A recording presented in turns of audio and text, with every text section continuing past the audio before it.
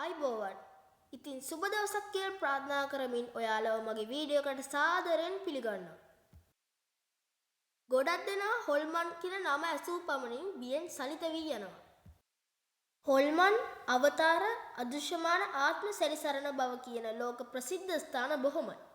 එවැනි ස්ථාන 7ක් ගැන කියන්න තමයි මම අද ලෑස්ති වෙන්නේ. සාමාන්‍යයෙන් හොල්මන් කිව්වහම ඔයාලට මතක් වෙනවා ඇත්තේ හිටි හැටියෙන් පැනී ඉඳලා බලන් ඉන්න පිරිස් ටිකක් බය කරලා අතුරුදහන් වෙන පිරිසක්. හැබැයි මේ කියන්න යන ස්ථානවල ඉන්න අద్භූත ආත්ම නම් ටිකක් වෙනස් කියලායි මිනිස්සු කතාවට කියන්නේ. අවුරුදු ගණනක් තිස්සේ මේ ස්ථානවලට අරගෙන මේ ආත්ම කොතරම් බලවත්ද කියනවා නම් හිතා ගන්න බැරි විදියට මිනිස්සු දඩේ මේ පවා යෙදෙනවලු. ඒ නිසාම මේ ස්ථාන ලොව අద్භූතම තැන් විදිහට නම් කරලා වෙන් කරලා තියෙනවා. ඉතින් රැඳී සිටින්න කියලා ආරාධනා කරනවා මේ වීඩියෝගේ අන්තිම තප්පරයේ තෙක්. මේ ඔයාලා විශ්මයෙන් පුරන විශ්මයජනක දේවල් රැගෙන එන හොඳම තැන G&T Watch.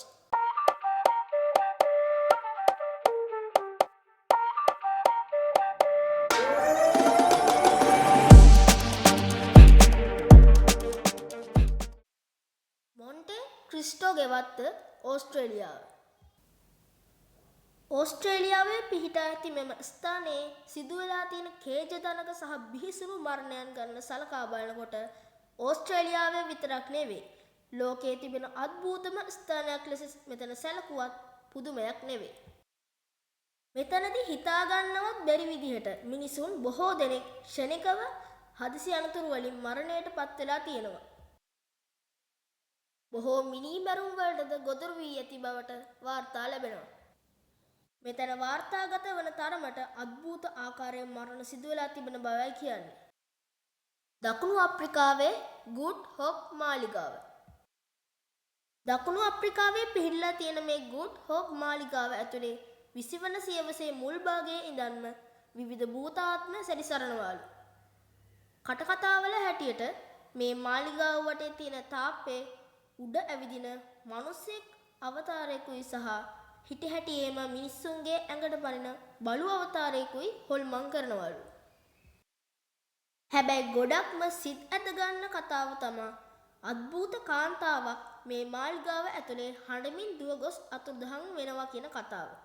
පස්සේ කාලෙක මේ කාන්තාව අතුරුදහන් වෙනවා කියන තැන කැණීම් කරලා තියෙනවා. එතනදී කවුරුවත් නොහිතපු විදිහට වල දාපු ගැහණු සිරුරක් සොයාගෙන තියෙනවා. ලන්ඩන් කුළුණ එංගලන්තය. වර්ෂ 1078 පමණ කාලයේදී ඉදිකළ බව සැලසෙන මේ බලකොටුව අద్භූත සිදුවීම් ගණනාවකට නිවස්නය වූ තැන. මේ මාලිගාවේ දක්නට ලැබෙන බව කියන ප්‍රසිද්ධම අවතාර තමයි හිස නැති ඇන් බෝලින්ගේ සහ ජේන් ග්‍රේ ආර්යාවගේ අවතාර.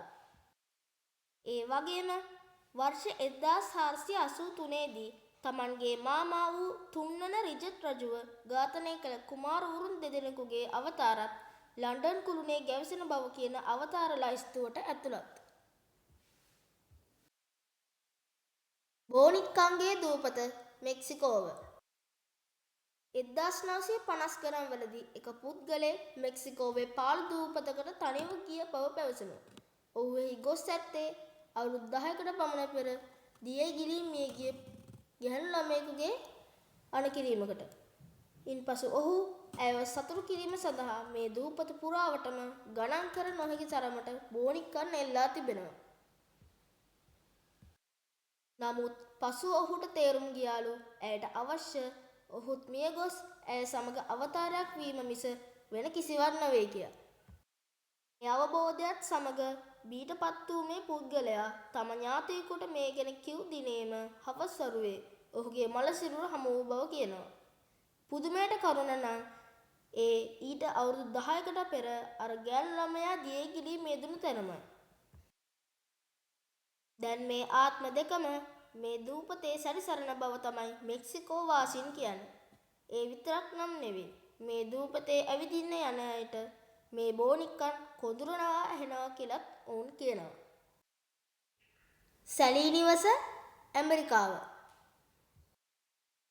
උතුරු ඇමරිකාවේ කැන්සස් ප්‍රාන්තයේ පිහිටා ඇති මේ නිවසට අරක්ගෙන ඉන්නවා කියන්නේ නම් පුංචි ගෑනු ළමයෙක්ගේ අවතාරයක්. ඇගේ ආත්මය කොතරම් බලවත්ද දුෂ්ටද කියනවා නම් මේ ගෙදර ජීවත් වුණු පවුල බියවද්දා මේ නිවසින් එළියට ඇද දමා තිබෙනවා. පැරණි චංගි රෝහල සිංගප්පූරුව.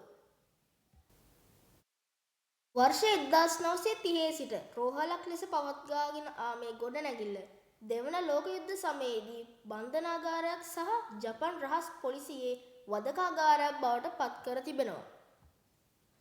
කොහොම නමුත් මේ ගොඩනැගිල්ලේ පිරිමි කාන්තාවගේ පුංචි දරුවන්ගේ අවතාරත් ඔහේ ශාලා දිගේ ඇවිද යනවත් දක්නට ලැබෙනවලු. එපමණක් නෙවෙයි. ලේ පෙරාගත් සොල්දාදුවන්ද මේ ගොඩනැගිල්ල තුර සැරිසරනවා දුටු අය ඉන්නවා. ජපානයේ අවුකිගහරා හෙවත් සියදිවි නසා ගන්නා වනාන්තරය. සියවස් ගණනාවක් තිස්සේ මේ ස්ථානය අමනුෂ්‍ය ආත්මවලට වෙන් වූ තැනක් ලෙසයි ජපන් වැසියන් විසින් හඳුන්වන්නේ. සියදිවි නසා ගැනීමට වෙන් වූ කැලයක් ලෙසිනුත් සමහරු මේ තැන හඳුන්වනවා. මොකද ඇතැම් අවස්ථාවල මේ කැලෑව තුළ සියදිවි නසාගත් පිරිස වසරට 100 දක්වා ඉහළ ගොස් තියෙනවා. එසේ සියදිවි නසාගත් පිරිස් මෙතන හොල්මන් කරනවා කියලා තමයි කියන්නේ.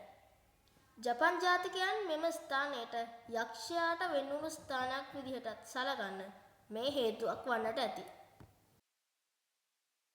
ඉතින් මේ වීඩියෝ එක ගැන ඔයාලට හිතන දේවල් අපිට කමෙන්ට් කරන්න. මේ ස්ථාන ගැන ඔයාලා දන්න තවත් දේවල් අපිත් එක්ක බෙදා හදා ගන්න කියලා ආරාධනා කරමින් මම මේ වීඩියෝ එක අදින්න අවසන් කරනවා. මේ වගේ විස්මය කුතුහලය දනවන වීඩියෝ එකක් සමගින් අපි නැවත හමු වෙමු. එතෙක් රැඳී ඉන්න මගේ channel එකත් සමගින්.